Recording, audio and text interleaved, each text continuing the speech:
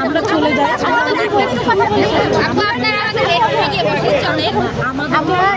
সরকারি রুলস মানতে হবে আপনাদের সাথে যাইতে পারবেন তাই না এখন ইডেন মহিলা কলেজকে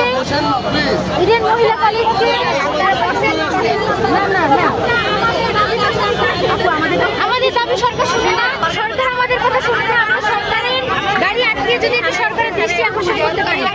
আমাদের গাড়ি তো আটকাই লাভ নাই আমাদের কাজ হচ্ছে সীমান্ত রক্ষা না তো আমাদের কিছুক্ষণ থাকবে আমরা পাঁচটা উঠে গেছি বিশ্বাস আমাদের কিছুক্ষণ